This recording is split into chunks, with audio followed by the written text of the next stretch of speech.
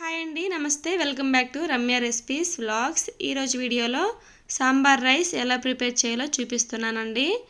చాలా ఈజీగా ప్రిపేర్ చేసుకోవచ్చు. చాలా బాగుంటుంది. ఎప్పుడైనా సరే మనకి తినాలనిపించేటప్పుడు అప్పటికప్పుడు ప్రిపేర్ చేసుకోవచ్చండి. వేడివేడిగా సర్వ్ చేసుకుంటే చాలా టేస్టీగా ఉంటుంది. ముందుగా ఒక కుక్కర్ తీసుకొని 1 కప్పు రైస్ వేసుకోవాలి. రైస్ వేసుకున్న తర్వాత 1/2 కప్పు కందిపప్పు వేసుకోవాలి. వేసుకొని చూడండి, ఈ రైస్ అయినా వాడచ్చు, లేదంటే నార్మల్గా మనం డైలీ యూజ్ చేసుకున్న రైస్ అయినా సరే వాడుకోవచ్చు. ఒకసారి వాష్ చేసుకొని తీసుకోవాలి. ఇప్పుడు ఇందులోకి 5 కప్పుల వాటర్ వేయాలి. మనం ఏ కప్పుతో అయితే రైస్ తీసుకున్నామో ఆ కప్పుతో 5 కప్పుల వాటర్ వేయాలి. 5 కప్పుల వాటర్ అయితే కరెక్ట్గా ఉడికిపోతుందండి ఈ పప్పు రైస్ అనేది. వాటర్ వేసుకున్న తర్వాత 1/2 టీ స్పూన్ పసుపు వేయాలి.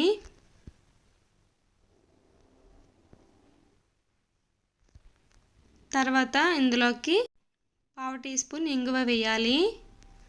1 టేబుల్ స్పూన్ ఆయిల్ వేయాలి. 1/2 టీ స్పూన్ సాల్ట్ వేయాలి. ఇవన్నీ వేసుకున్న తర్వాత ఒకసారి కలుపుకొని మూత పెట్టి విజిల్ పెట్టి 5-6 విజిల్స్ రానివ్వాలి మీడియం ఫ్లేమ్లో.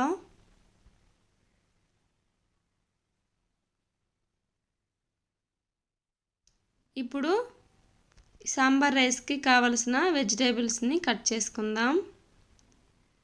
దీనికోసం ముందుగా 2 ఆనియన్స్, 1 క్యారెట్, 1 వంకాయ, 1 టమాటో తీసుకోవాలి.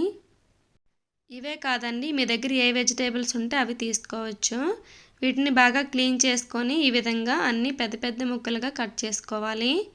ఈ వంకాయ ముక్కలు సాల్ట్ వాటర్లో వేసుకోవాలి. చూడండి, ఈ విధంగా పెద్దగా కట్ చేసుకోవాలి ఆనియన్, క్యారెట్, టమాటో ముక్కల్ని.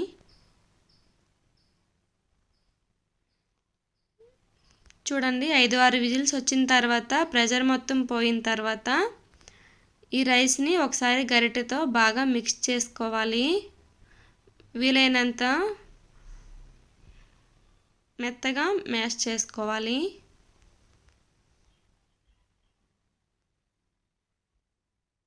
పప్పు రైస్ అనేది బాగా కలిసిపోవాలి.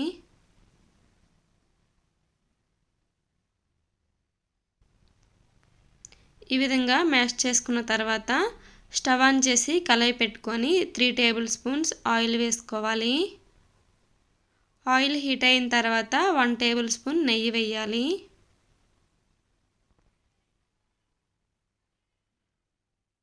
హాఫ్ టీ స్పూన్ జీలకర్ర, హాఫ్ టీ స్పూన్ ఆవాలు వేయాలి.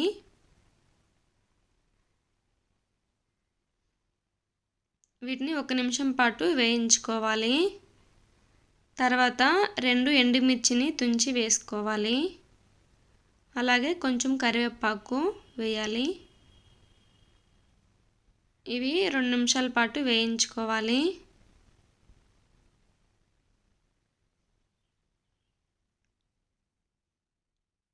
ఇవి వేగిన తర్వాత 2 మీడియం సైజు ఆనియన్స్ని పెద్ద ముక్కలుగా కట్ చేసుకొని వేసుకోవాలి. ఇలా పెద్దగా కట్ చేసుకోవడం వల్ల మనకి మధ్యలో తగులుతూ తినటానికి చాలా బాగుంటాయి. తర్వాత 1/2 టీ స్పూన్ సాల్ట్ వేసుకొని బాగా కలుపుకొని 2 నిమిషాల పాటు ఆనియన్ని వేయించుకోవాలి. ఆనియన్ను ఈ పెద్ద ఆనియన్ కాకుండా చిన్న ఆనియన్స్ ఉంటాయి కదండి, అవి అయినా సరే వేసుకోవచ్చు. ఇప్పుడు 1 వంకాయని కట్ చేసుకొని వేసుకోవాలి. అలాగే 1 క్యారెట్, 1 టమాటోని వేసుకోవాలి.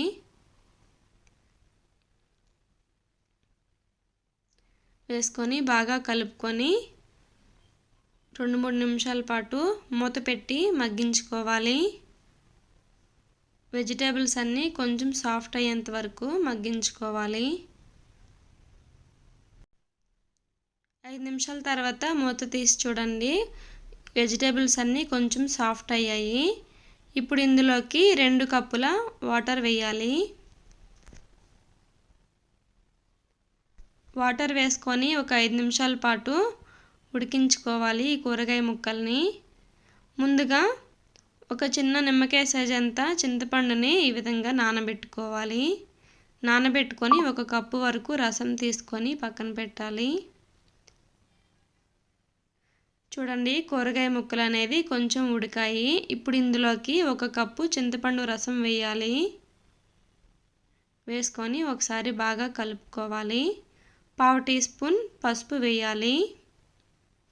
1/2 టీ స్పూన్ సాల్ట్ వేయాలి.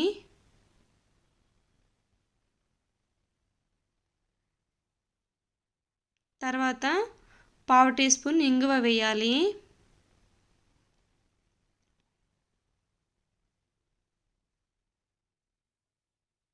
తర్వాత 1 టేబుల్ స్పూన్ సాంబార్ పౌడర్ వేయాలి.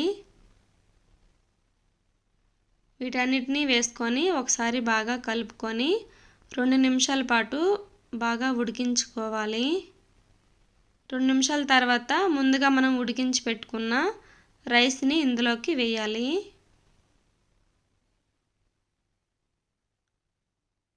మొత్తం రైస్ వేసేసుకోవాలి. వేసుకొని బాగా కలుపుకోవాలి. ఈ ముక్కలు ఈ రైస్ మొత్తం కలిసేలా బాగా మిక్స్ చేసుకోవాలి.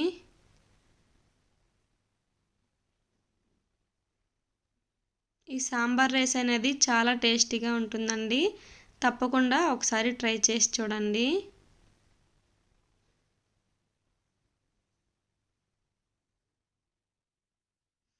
ఇంకా కర్రీస్ ఏమీ అవసరం లేకుండా అలా తినేయచ్చు. రైస్ వేసుకొని బాగా కలుపుకొని 2 నిమిషాల పాటు ఉడికించుకోవాలి సిమ్లో. చూడండి ఈ కన్సిస్టెన్సీలో ఉండాలి. ఇప్పుడు స్టవ్ ఆఫ్ చేసుకొని ఒక బౌల్లోకి సర్వ్ చేసుకుందాం. ఈ రైస్ని వేడివేడిగా తింటేనే చాలా టేస్టీగా ఉంటుంది. చల్లారితే అంతగా బాగోదు. కన్సిస్టెన్సీ కూడా చిక్కబడుతుంది చల్లారితే.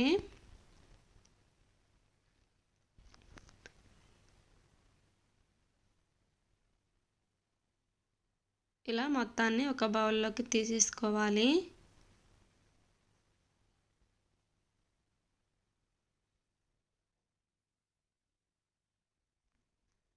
ఇంతేనండి సాంబార్ రైస్ రెడీ అయిపోయింది. చాలా సింపుల్గా అన్నీ మనం ఇంట్లో ఉన్న వాటితోనే ప్రిపేర్ చేసేసుకోవచ్చు. ఈ రెసిపీ మీకు నచ్చినట్టయితే నా ఛానల్ని లైక్ చేసి షేర్ చేసి సబ్స్క్రైబ్ చేయండి. బెల్ ఐకాన్ని తప్పకుండా క్లిక్ చేయండి. ఈ రెసిపీ మీకు ఎలా వచ్చిందో కామెంట్ సెక్షన్లో నాతో తప్పకుండా షేర్ చేసుకోండి. మీకు ఇంకేమైనా రెసిపీస్ కావాలంటే కామెంట్ సెక్షన్లో అడగండి, తప్పకుండా చేస్తాను. Thank you for watching.